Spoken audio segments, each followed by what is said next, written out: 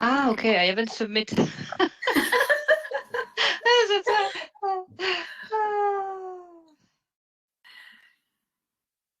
We are going through Technostress at the moment as we do it, right?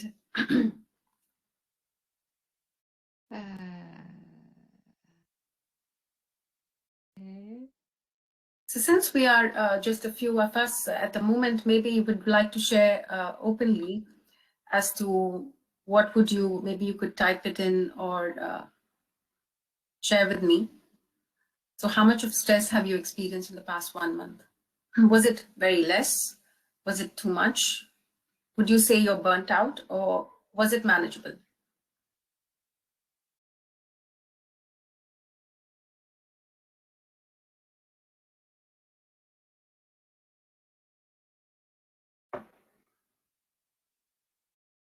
Can you see the result, or? I thought I would be able to see the results. Seems like it's not working. No, but can you just share with me? What do you want we share to you? So how much stress have you experienced in the past 1 month? Okay. I would say that it was a lot. Yes, it was a lot. Okay. So I'm not sure why this is not working, but the idea was to get a sense of the amount of stress that we're experiencing in our lives and how much of that is then related to technology. As we can see that COVID-19 has really precipitated the actual use of technology to a large extent. And we see technology everywhere. And most of these scenes that I show you, that you can see right now, might be very familiar occurrences in your life. And this is the famous BBC march where the child is marching and interrupting a conversation that is occurring between a reporter versus a professor who's sharing his expert opinion. So, and on the other hand, we have parents who are struggling to handle their kids at the same time, trying to also work and do their best in their organizations. So we see the technology has actually pervaded from the organizational front to the personal life, and now we see a lot of blurring of boundaries between the two. So we need to learn how to manage this technology that is forcing us to either work faster or not, that creating a sense of lack of control in how we handle things. So the other question was, are you experiencing a loss of control over yourself or over your work, or over the technology? And these are the three forms of control that we would like to have when we are dealing with technologies in our everyday life. And again, I have another survey, but I'm not sure if this is going to work, but this is for you, for us to just reflect upon to what extent and what kind of relationship do we have with technology? Would you say you are the boss, or is technology the boss, or we keep a distance? Or would you say we are happily married together, let's say at the beginning of marriage, and we have a love-hate relationship? So may I request you again to try and go to menti.com this time. Let's see if the results do appear, and use the code that you see online.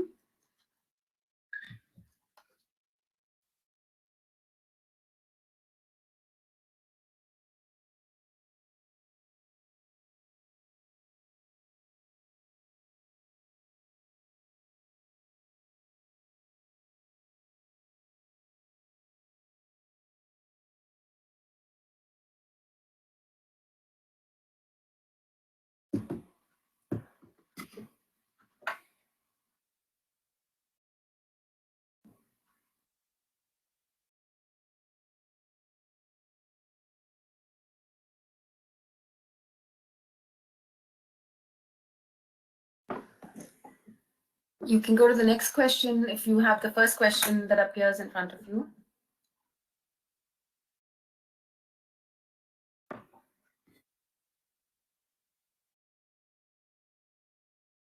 So I mistaken when I answer, but it's okay. I do not click on the good button. Okay, so I guess there seems to be an issue with this with the results appearing here. So you can share what is your perception orally to me. So we have an interaction. I think it's for me it's when in your category it's happy married, yes, Happily married. Yeah. Yes. Okay. Yes. Okay. May I have somebody else share their idea or their experience?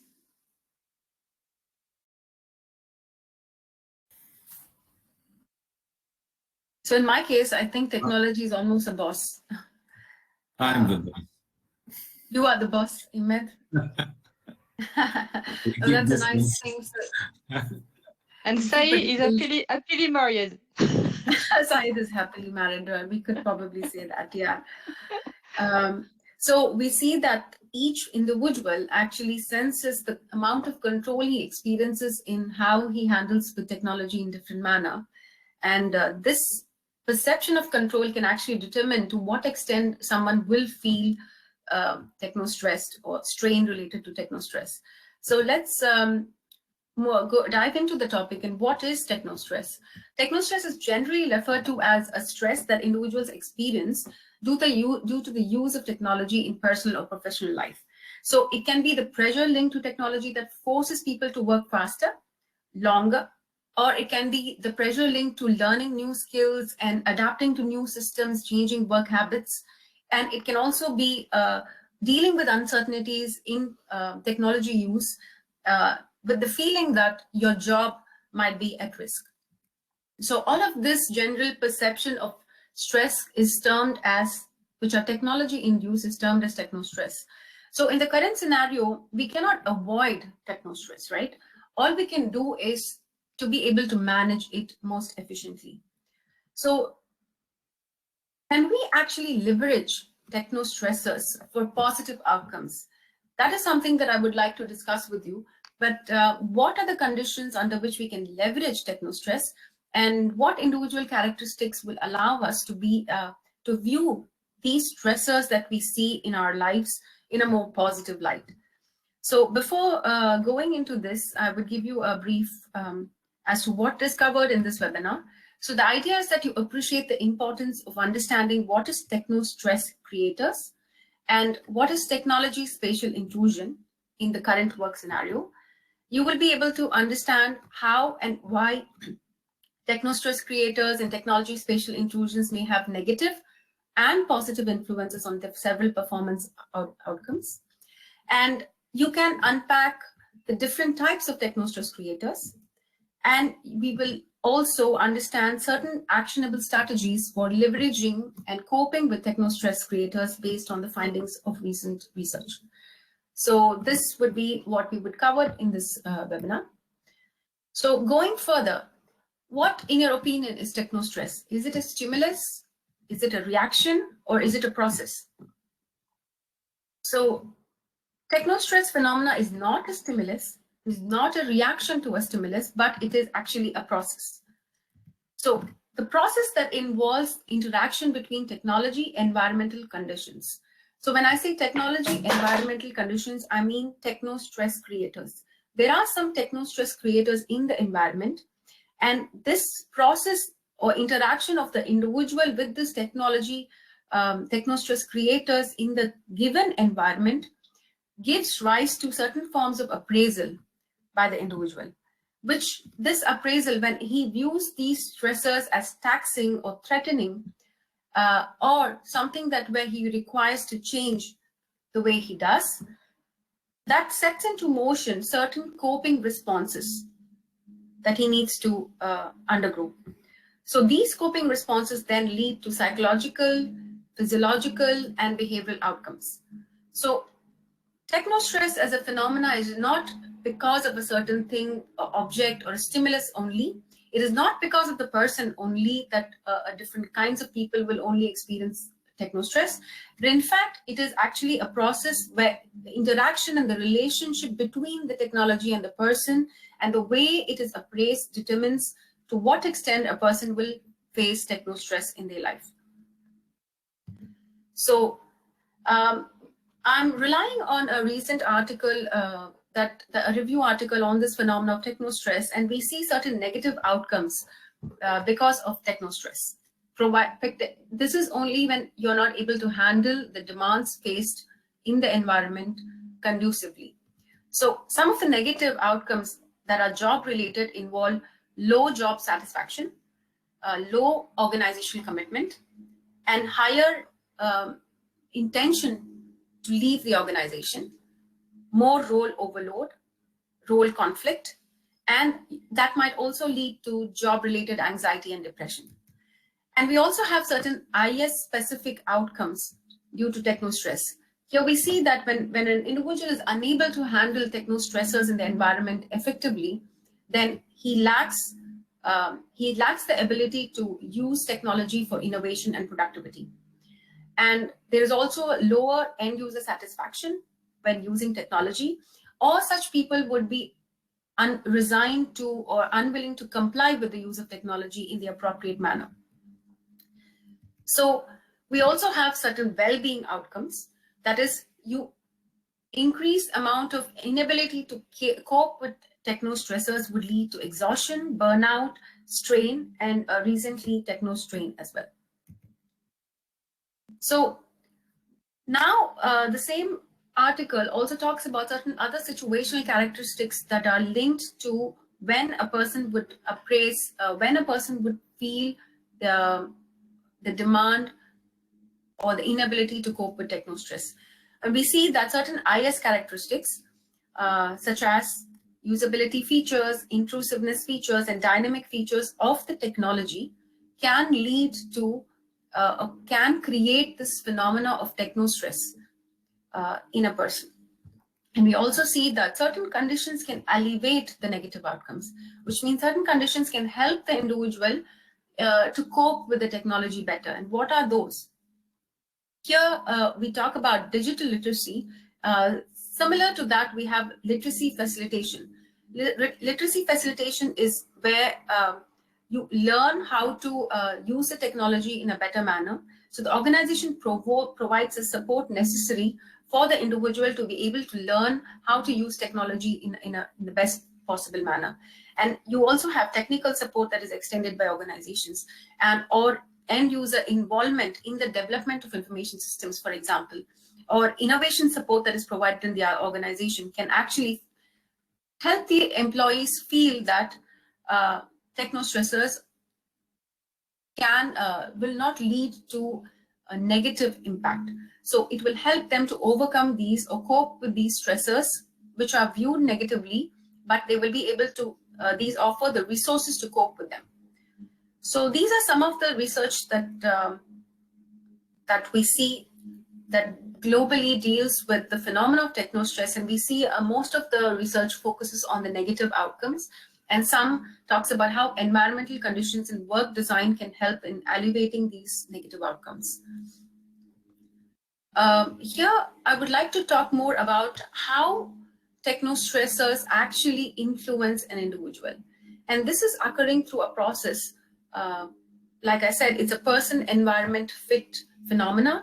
So once an individual experiences technostressor in his life, first thing that he would do or she would do is to appraise the technology as either a negative or a positive one. So if the individual thinks this particular stressor is actually a negative or a hindrance to the person's work or task or self, then they would that would lead to distress.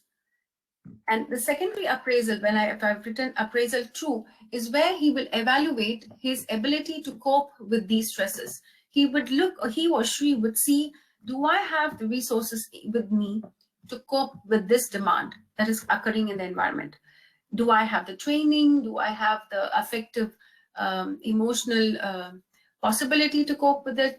Do I have the support? It can be family support, it can be support from the organization, and so on. So it can also be self-esteem, it can be self-efficacy, and so on.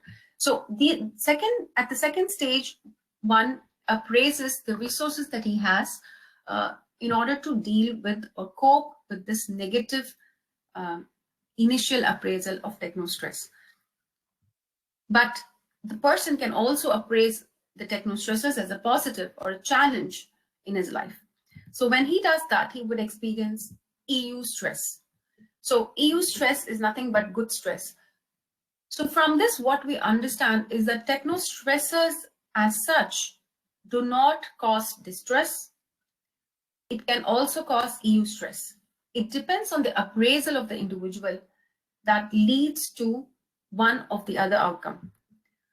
So again, the particular research that I was referring to also has recently pointed out that there are 3 areas of research covering techno stress phenomena, and one is to do with how and why individuals would appraise IS as challenging or thrilling so that they experience good stress.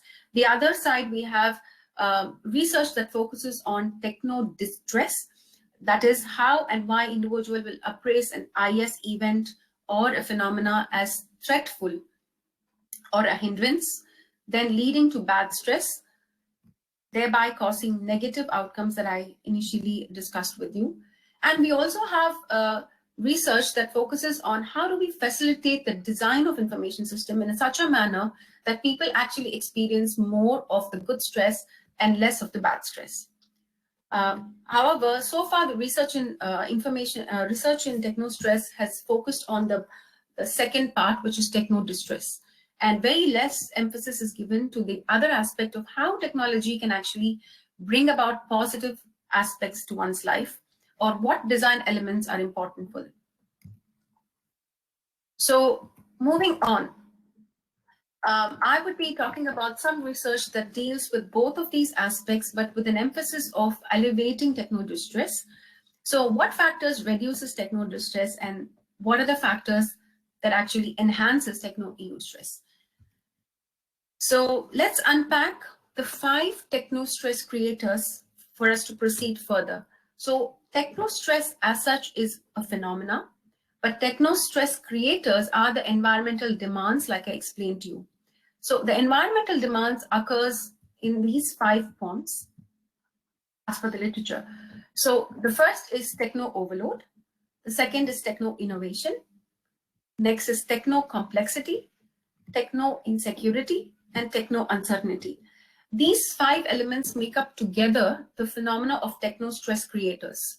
So these are demands that are placed on the individual as we go about with our everyday life, either at work or at working from home, or personally as an individual.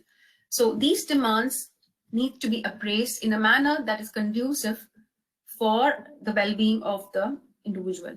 So let's go further into understanding what happens, what does the research show when how do people actually appraise these technological techno stressors. So let's go, moving on to the first one, which is techno overload. Techno overload occurs when new technology forces people to do more work and they do it faster. So how do people approach? So one of our researchers talk about the implication of techno overload on innovation, and we actually see that employees, as and when they face more techno overload, their innovation or ICT enabled innovation capability reduces, and later on, as they learn or are able to undertake a more learn from the experience of how they need to cope with it, and slowly we see that it may rise in the future. So we can see a curvilinear relationship between technology overload and technology enabled innovation. Similarly, we look at techno invasion. What is techno invasion? This is something when people feel, when they want, when they feel that they must be always connected in order to be reachable anytime, anywhere.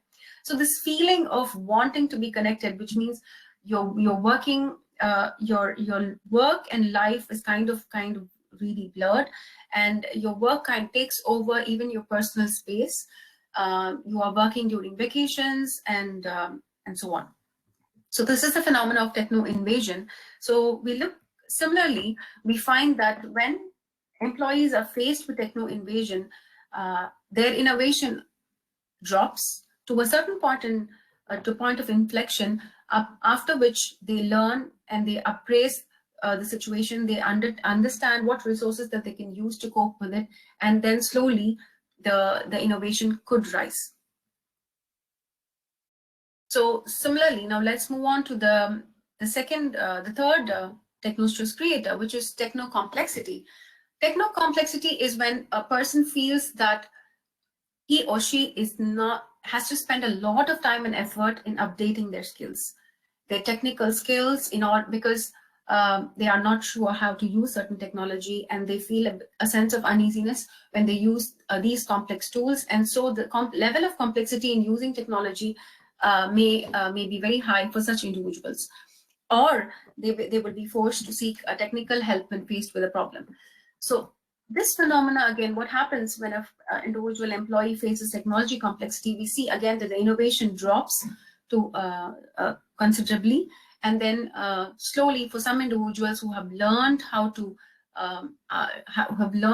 cope with these, we gradually see that innovation can increase. Moving on to the fourth Technostress creator, this is Techno Insecurity. Techno Insecurity occurs when people feel threatened about losing their jobs to those who better understand new gadgets or computing devices. This is a very interesting Technostress creator, because we see that, as per the research, when an employee faces Techno Insecurity, their ability to innovate constantly deteriorates. It does not rise up at a later stage, which means that this finding is very important to organizations, because which simply means that if an employee does not feel that he or she is valued in his organization and he feels insecure about his job, he or she cannot innovate in such a environmental condition. So moving on to the last Technostress creator, we have the Techno Uncertainty, and what influence does it have on innovation? Before going on, we see the Techno Uncertainty. What is it? It is nothing but you have a sense of feeling that in your organization there's continuous technological progress, and most of the IS systems have been redundant and obsolete, and they're constantly updating and changing and revising these IS tools. And so the employee might feel a bit of uneasy or worry about relearning these new things at each time the organization is changing its IS tools. So when the interesting result that we find is that when an employee actually faces Techno Uncertainty, his innovation, in fact, increases. So this is a very interesting finding, because Techno Uncertainty pushes people to actually learn new skills, and they kind of provide the environment to learning by doing, and even though they may not have enough resources at their disposal. So this is again an interesting outcome of Techno Uncertainty on employees. So we kind of know which of the five, we kind of now saw what are the 5 Technostress creators that make up Technostress phenomena. In your current context, which of the 5 would you say is more relevant to you?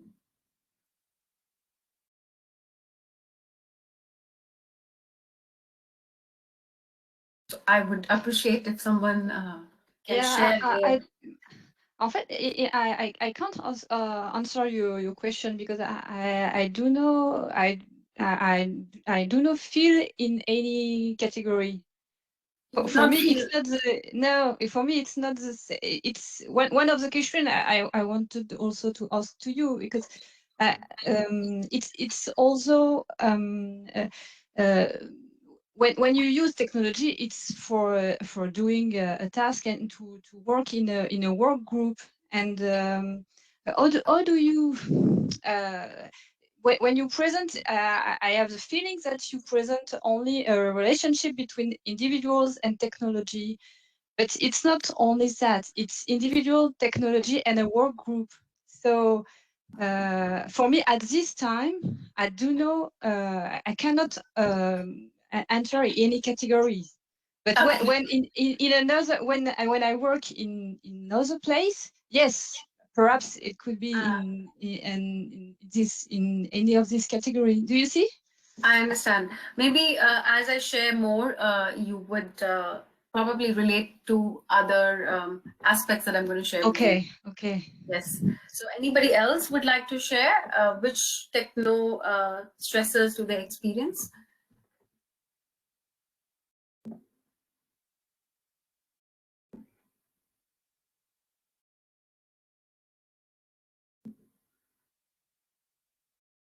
Said, do you have any stress?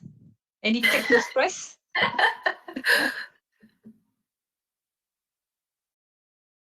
So yeah, most of the time we see that people might feel techno overload in this context, or they might feel techno invasion because they're working from home and we are dealing with a confinement. So we can't really separate the technology from our personal lives, and so that you might feel a sense of invasion into or intrusion into your lives. So it could be either of the thing, and depending on the category or your level in the organization, you might experience these techno stressors differently. So for somebody who is a very junior, might somebody who's Generation Z person may not experience techno uncertainty or may not experience techno insecurity to the extent that an older colleague would experience. So we can see that this is in fact an individualized individual perception and cannot be generalized to the group. However, we might see that a certain category of employees might feel a certain type of techno stress. So moving on, let's talk about this phenomena of techno intrusion or techno spatial intrusion is what we call. Here, this is about technology allowing you the access. Basically, it covers two concepts. One is accessibility, which means you are able to access your colleagues, your employer, your other connections easily using technology through various mediums. At the same time, your colleagues, your employer, your collaborators are able to access you using different collaborative tools, right? So, however, this can be seen as an intrusion into your personal space. So then we have this phenomenon of intrusion that can occur through visibility. So what is visibility? These are the two researchers that talk about the phenomenon of technospatial intrusion. And when we talk about visibility, it is about to what extent you as an individual, your work, your digital traces are visible to your employer, to your collaborators, or to your colleagues. So so when you use technology, can you hide your identity or is everybody able to see what you're doing, and therefore they can gauge or monitor your performance, and they can also do surveillance like you see in this picture. So these are the two concepts or aspects of technology intrusion. So what is accessibility and what are its implications, right? So when we see that the research shows that accessibility actually positively enhances employee innovation. So when you're accessible and you're able to access your colleague, your collaborators, like Aurelie was just mentioning, you feel that you're actually more innovative because you can transfer or reflect on your ideas more quickly. You can get feedback more instantly, and so on. And you can tap into the knowledge resource within your organization more in a seamless manner. Whereas, and we also see that accessibility then also increases employee productivity. When it comes to visibility, what happens, right?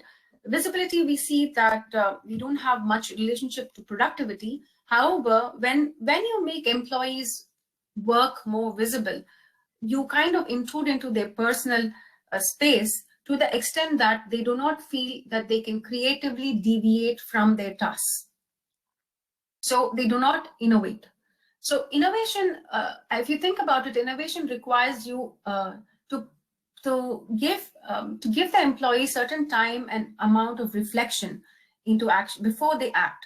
So this kind of reflection would involve trial and error and a lot of mistakes in the way, which the employee would like to not share with the others. So, however, but if the organization is using a lot of surveillance techniques, a monitoring mechanism, and makes all of the digital traces visible for performance reasons or for control purposes, then such an employee may not be openly able to innovate in a manner he or she would like, because his inner time or personal time that he would get, or the space that he needs for such innovation, is kind of intruded to.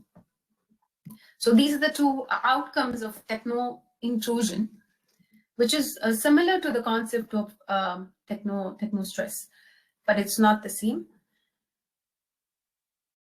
So let's move on now into this phenomena of appraisal, right? How do people appraise? And I want to share with you another research that talks about how one appraises and what could be the possible outcome of the two appraisal stages.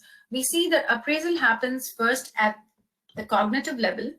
When you face a techno stress, the individual asks himself if it is something that is positive for him, or is it something negative in his life.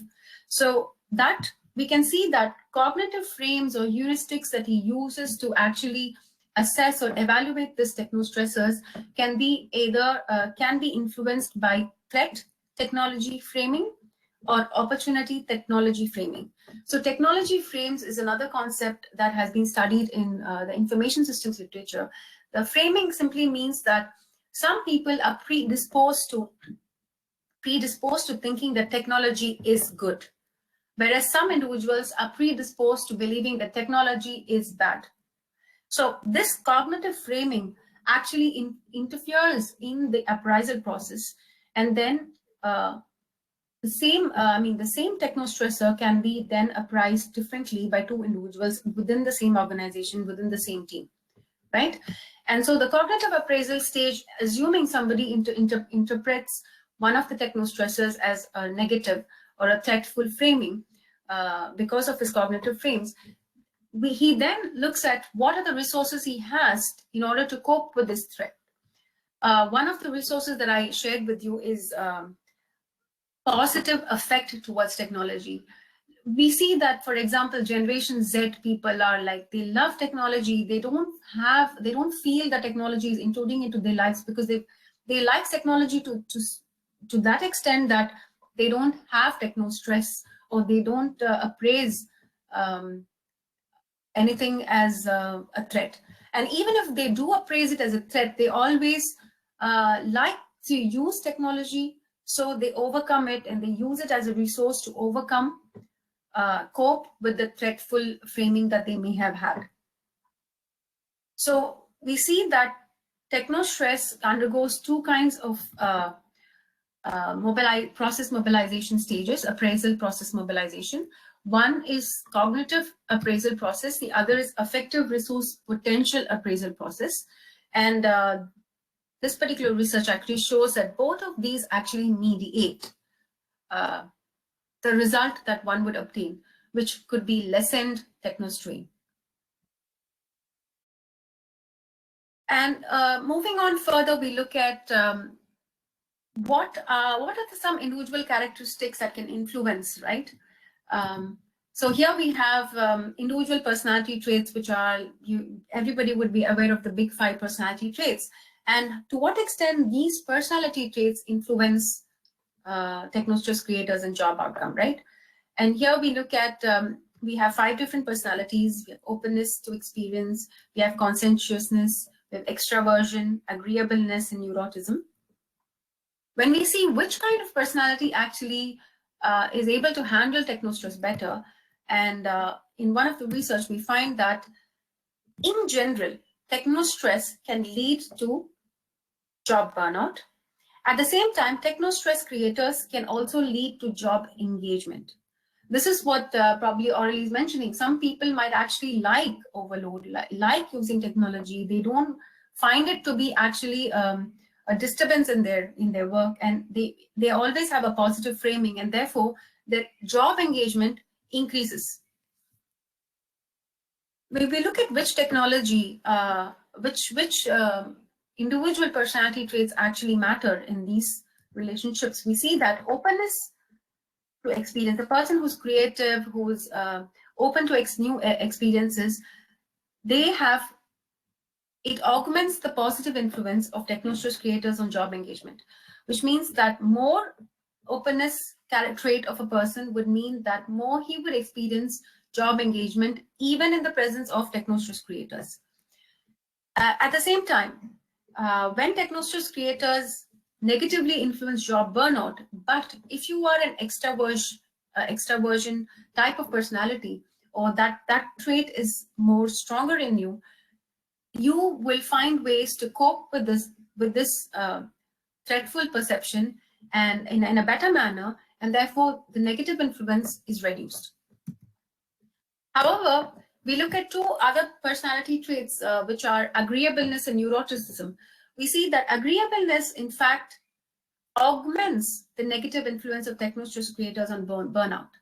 A person who's agreeable, who's always agreeing, who's always kind, gentle, he's thinking about the group, he or she is, let's say, very adaptable.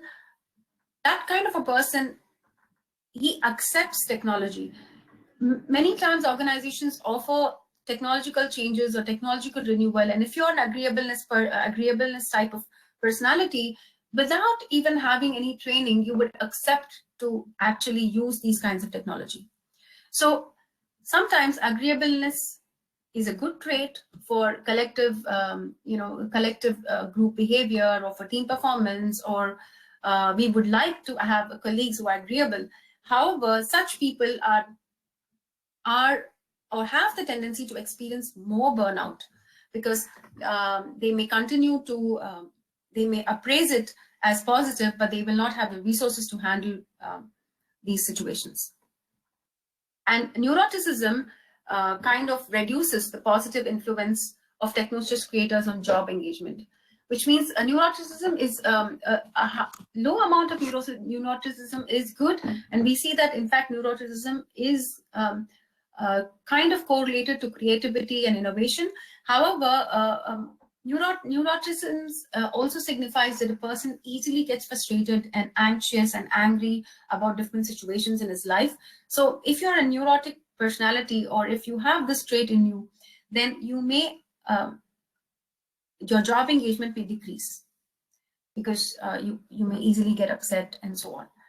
So we see some influences of personality traits. We have two personality traits which are actually good, that are openness and extravagance, and two other personality traits that can actually aggravate the situation, which is agreeableness and neuroticism.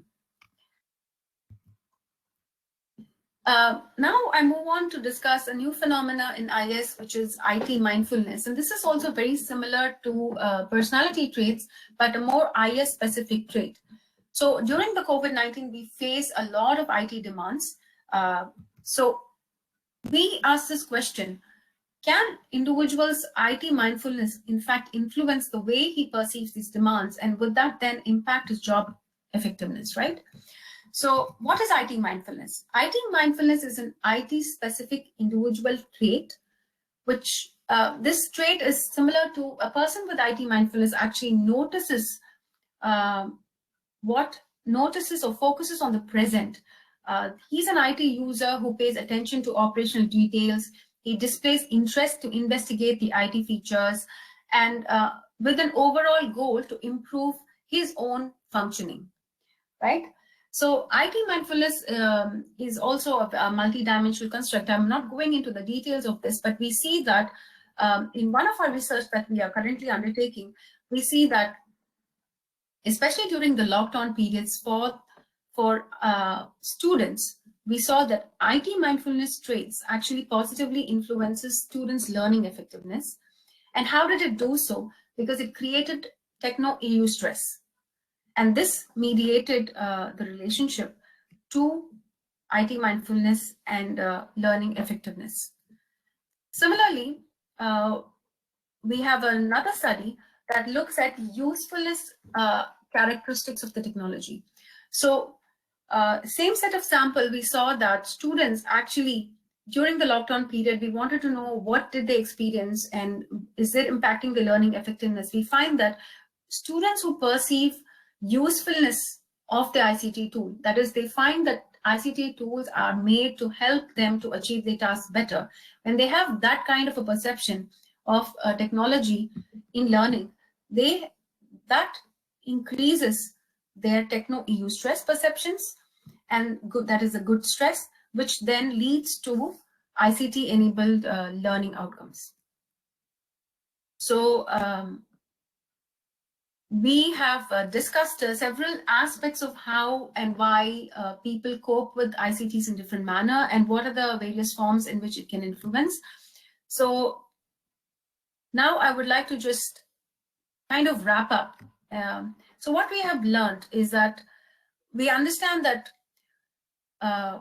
techno stresses actually can foster positive appraisals of technology, can lead to techno EU stress among employees, and we need to foster certain appraisals within the employees that alleviate any negative appraisal, which is techno distress.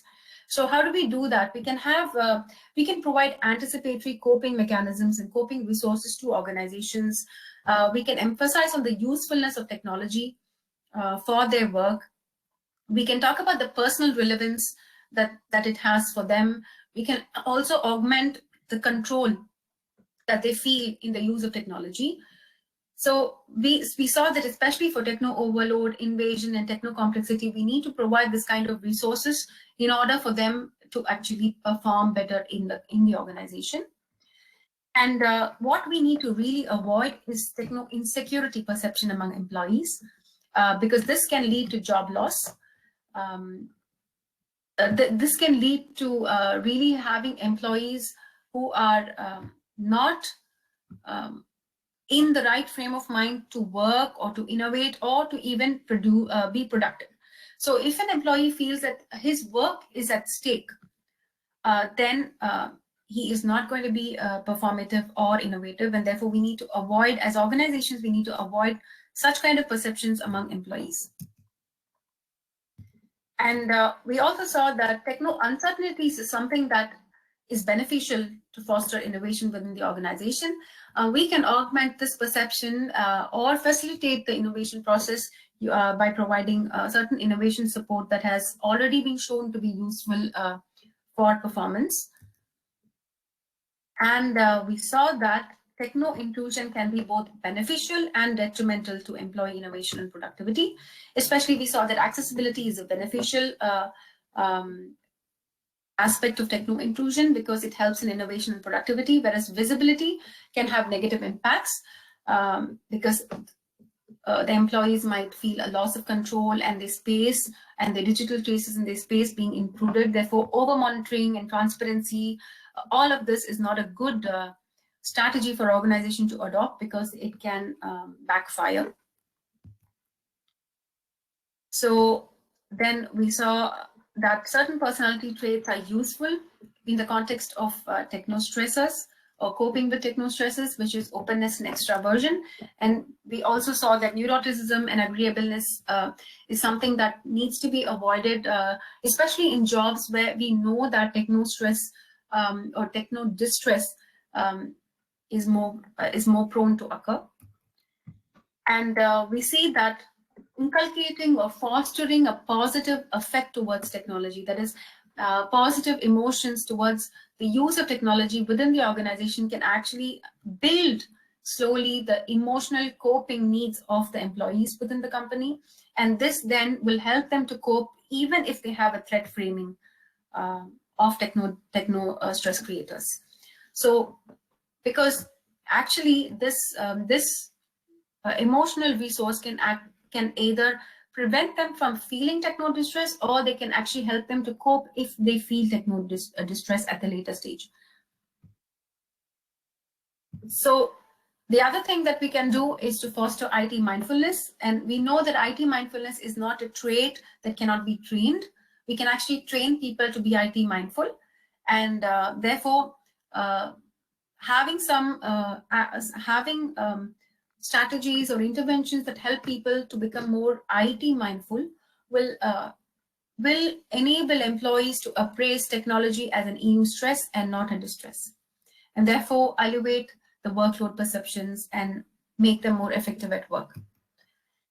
And we see that it is important to communicate the need for usefulness of new technologies. So whenever there is whenever new technologies are introduced within the organization, we need to emphasize on the usefulness features of the technology more than anything else. And this really has shown to avoid techno distress perceptions in employees.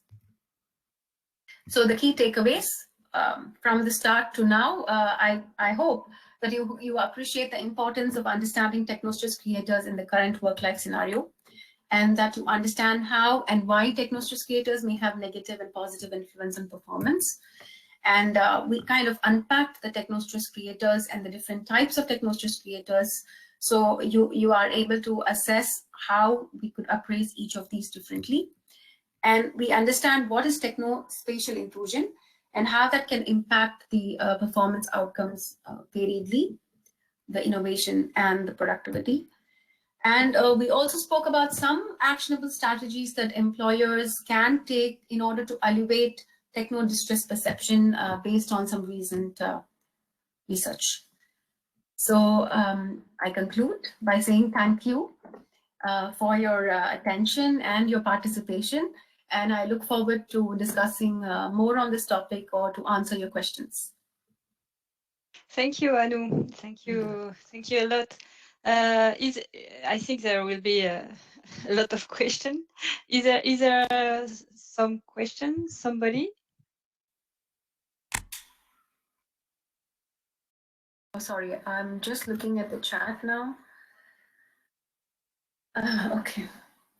I have a comment saying that young people in technology usage, you don't believe that young people may appraise techno stressors positively, isn't it? Yes, I think it's not uniform. Yeah, it's not uniform. Yeah. So based on one study within our own school, we find that actually students do see technology positively, at least in our school. Okay. So okay. I'm sure that's not the case for different age groups, and it will vary. Yeah, I think so. I have also, so I profit because you are here. I have one question concerning especially technology. In your research, did you make any distinction? Did you made any distinction between technology? When you do your research, do you work on technology in a general way or on specific technology? Because I'm not totally sure it's the same for each technology. I don't know. Yeah, no, you're completely right. In fact, Technostress research as such has relied on more generally ICT tools, actually. Okay. So whenever most of the Technostress research are survey-based, and most of them ask, a more general form, how do they appraise information communication technology? And they list out all the information communication technology that we currently know for them to refer to. So we could also have like a specific technology and ask how that influence more generally, and that would be more useful for an applied research context where the company is introducing a specific technology and you want to see, is it because of this collaborative technology? Is there any techno stress within the company? I mean, it's feasible. However, most of the research that I have cited talks about information communication technology as a whole. Okay, understand. Okay, is there any other question in the participant? Oui, bonjour à tous. Yeah, bonjour. Bonjour. Oui, vous pouvez demander votre question en français et je vais essayer de répondre peut-être en anglais, mais je vais comprendre. Ok, d'accord, très bien, merci. Alors, est-ce qu'on peut considérer, Madame Shirish, que donc, vous avez évoqué les traits de personnalité, personality traits and mindful? Yeah, IT mindfulness. Yes, we can consider this element like coping strategy. Est-ce qu'on peut considérer because comme it is not a coping strategy, but it's a coping resource. I mean, it is more like an environment. It's a personal condition, so it's more like a moderator. But you do have, I have seen papers that have directly linked personality traits to technostrain or technostress actually. But I believe that doing that is a bit may not be the right approach, because it can act as a coping resource. Are you able to okay, donc pour vous, agree with me? Donc pour vous, c'est pas des stratégies de coping en tant que telles, c'est it's not a coping strategy for you. No. Okay. Okay. Thank you. Merci. No problem. Thank you. Est-ce qu'il y a d'autres questions? Imen? Oui, j'ai une question à nous. First of all, thank you for this very excellent, nice, what you want presentation. I would like to ask you a question, because it is really what I'm trying to deal with in this moment with the project, as I told you yesterday. But you take it from the organizational IS study related to the features of technology, the environment. But is there any, in your opinion, relationship with something that happened in our mind, and it is related to neuro-IS field or something like this? Yeah, but in fact, if we have a laboratory to actually test, I mean, we do have some papers, very few papers, that talks about how technostress induces physiological change within the body, and I do believe that, especially if you want to link IT mindfulness with the technostress, you have the possibility to indulge into this phenomena of neuro-IS. Because we know that mindfulness as such transforms your the way, when a person is mindful, the way the brain works is different from when he's not. So an automatic approach to looking at technology would be different from a person who can look at technology in a mindful manner. And we can actually see experimentally how these two is contributing to the way he deals with technology, for example. I don't know if this is what you had in mind, but neuro-IS is a good place to start. In fact, research call has been made to undertake such kind of research that really proves to us that, you know, this is how we treat the techno stressors, and these are the impacts we have when we face such stresses. What also, yeah, thank you. What also I'm trying to say is that sometimes when you, for example, when you ask us on the survey here, please feel if you are stressed or not. But stress, sometimes you are not aware about your stress. Yeah. Something that happened, and the stress become a burnout.